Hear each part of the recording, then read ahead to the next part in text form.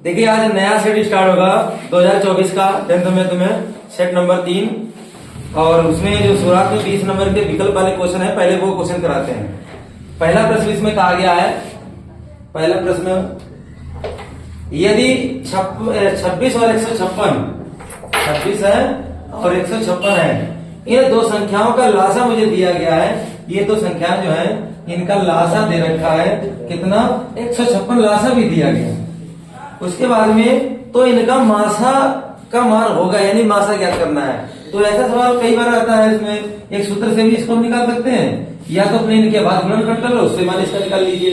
सूत्र से निकालो जो दो संख्या दी जाती है तो यहाँ पे लिखेंगे सूत्र होता है इसका दो संख्याओं का गुणनफल, दो संख्याओं का गुणनफल बराबर में क्या होता है लासा गुणे मासा होता है। तो जो भी मान यहाँ दिए गए हैं वो रखेंगे।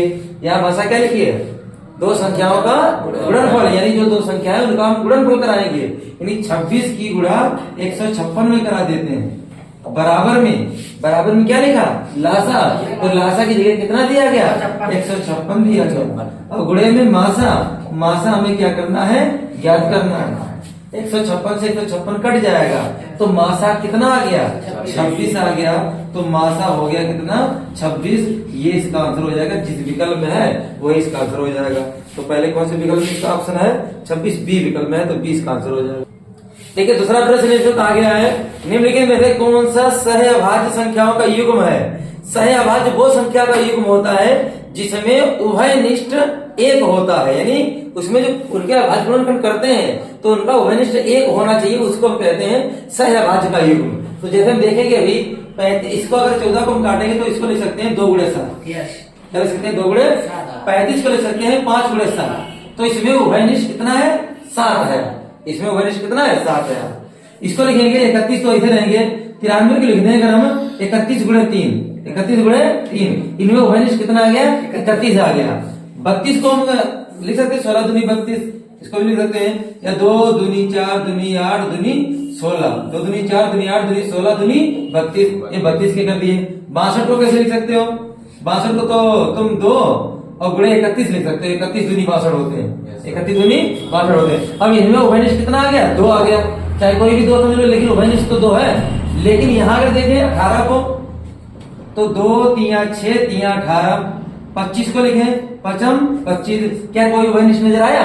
जब कोई उभयनिष्ठ नजर आया तो इसको गुणे में 1 भी तो लिख दे लास्ट में, यहाँ भी गुणे में 1 तो लिख दे लास्ट में। तो जब कोई उभयनिष्ठ नहीं मिल रहा है तो उभयनिष्ठ केवल 1 माना जाएगा। तो ऐसा युग्म जो कहा जाता है वो सहअभाज्य युग्म कहा जाता है। तो इसलिए इसका बी विकल्प सही हो जाएगा, 18, 25 ये इसका आंसर हो जाएगा। इनमें 1 लिखने की जरूरत नहीं थी। 2 बिंदु है 5, 0 और -12, 0। इस क्वेश्चन में कहा गया कि बीच की दूरी ज्ञात कीजिए। 2 बिंदुओं के बीच की दूरी का सूत्र बहुत ही सरल होता है, d बराबर √x1 - x2 का होल स्क्वायर। या तो लिख लो /2 माने कुछ भी मतलब पहले से लिख सकते हो क्योंकि माइनस भी होता है ना, x1 - x2 का होल स्क्वायर होता है। अब होल स्क्वायर की वजह से चाहे तुम x2 पहले लिख लो चाहे x1 बाद में लिख लो, कोई दिक्कत नहीं। फिर प्लस दूसरा होता है y1 - y2 का क्या हो जाएगा होल स्क्वायर हो जाएगा। पहले वाले बिंदु में x1 y1, दूसरे वाले बिंदु में x2 y2, सबके मान सामने ही है, मान रख लिया कर लो आंसर आ जाएगा। x1 का मान कितना है 5, x2 का मान कितना है -12 और माइनस यहाँ पहले से लगा तो हो जाएगा प्लस का, और होल स्क्वायर है तो होल स्क्वायर लगा देंगे। फिर आगे है प्लस, फिर लिखा y1 कितना 0 माइनस, फिर y2 भी कितना है 0 का होल स्क्वायर, ये तो 0 हो गया इसको छोड़ हटाओ। यहाँ होगा कितने 17, तो 17 का स्क्वायर 289 नहीं करेंगे क्योंकि स्क्वायर से रूट हटा दीजिए। 289 करोगे मान लो तो उसका वर्गमूल फिर से निकालोगे, तो इससे बड़े स्क्वायर से रूट हट गया तो आना तो 17 ही है। तो 289 का मात्रक लिख के तो उसका कितना भी आएगा 17 ही आएगा। मतलब इकाई लिख दो या मात्रक लिख दो एक ही बात है, दूरी को कोई ना कोई मात्रक होता जरूर इसलिए लिखा जाता है, नोट कर लीजिए। अगला सवाल में कहा गया है, चौथे सवाल में वह छोटी से छोटी संख्या जिसको 35, 56 और 91, एक संख्या है 35 और है 56 और है 91 से विभाजित करने पर प्रत्येक दशा में 7 शेषफल होगा। यानी वह छोटी से छोटी हमें संख्या ज्ञात करनी है जिसको अगर विभाजित करें, इन संख्याओं से विभाजित करें तो उसमें कितना बचना चाहिए? 7 बचना चाहिए। कितना बचना चाहिए?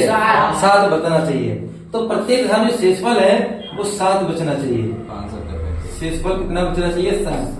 अगर इनमें किसी संख्या को विभाजित करते तो इनका मासा निकालते, लेकिन क्वेश्चन में कहा गया है इन संख्याओं से विभाजित करना।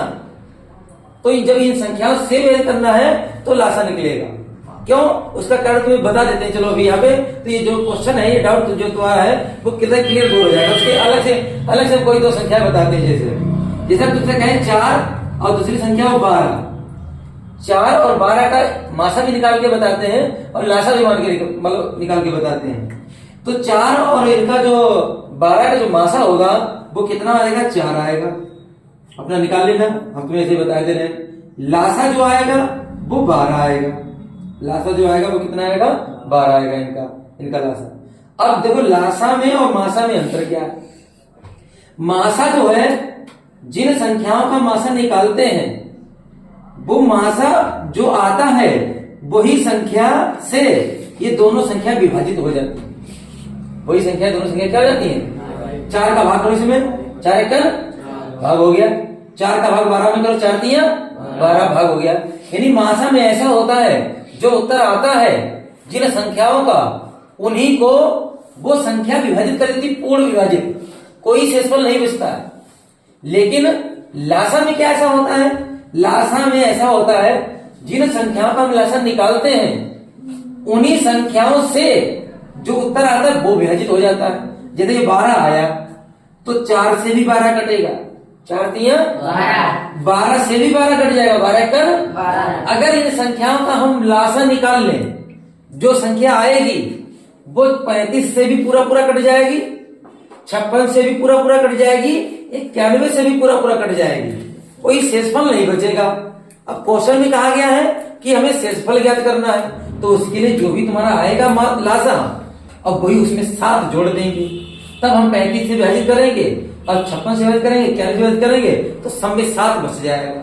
तो कहने का मतलब इनका हम लासा निकालते हैं और बाद में 7 जोड़ देते हैं, तब जो संख्या आएगी वो संख्या इसका उत्तर हो जाएगी। अब इस क्वेश्चन को देखिए आगे। तो इसका मतलब क्या करेंगे? लासा ज्ञात करेंगे। तो लासा इसलिए ज्ञात करेंगे क्योंकि इन संख्याओं से हमें उस संख्या को विभाजित करना है, नहीं तो मासा निकालते। तो इनका हम क्या करेंगे? लासा निकालेंगे। लासा के लिए चलो अभाज्य गुणनखंड से निकाल लेते हैं। तो 35 के अभाज्य गुणनखंड कर लेते हैं। 35 के अभाज्य गुणनखंड करेंगे, 5 7 35, 7 1 7। 56 के अभाज्य गुणनखंड कर लेते हैं, 2 से काटेंगे 28 आ जाएंगे, 2 से काटेंगे 14 आ जाएंगे, 2 से काटेंगे 7 आ जाएंगे, 7 से काटेंगे 1 आ जाएगा। उसके बाद में 91 से 91 के अभाज्य गुणनखंड करते हैं। 91 को अगर गुणनखंड करें तो कितना आएगा? 7 से ही चलो कटेगा, 7 1 7 तो 13 आ जाएंगे, 13 से कटेगा तो 1 आ जाएगा। अब लासा में ऐसा होता है जो कॉमन मिलता है उसको भी लिखते हैं और जो कॉमन नहीं मिलता है उसको भी लिखते हैं। तो हम क्या करेंगे? 35 के बराबर गुणनखंड लिखेंगे, 56 के बराबर गुणनखंड लिखेंगे, 91 के बराबर गुणनखंड लिखेंगे। 35 के कितने आए? 5 गुणे 7, 5 गुणे 7। 56 के कितने आए? 2 गुणे 2 गुणे 2 गुणे 7 आए। और इसके कितने आए? 7 गुणे 13 आए। अब मुझे चाहिए लासा। मुझे क्या चाहिए? लासा चाहिए। बातें नहीं करिए तुम लोग, यहाँ मुझे चाहिए है लासा। तो 7 यहाँ भी है, 7 यहाँ भी है, 7 यहाँ भी। हम क्या कर लेंगे?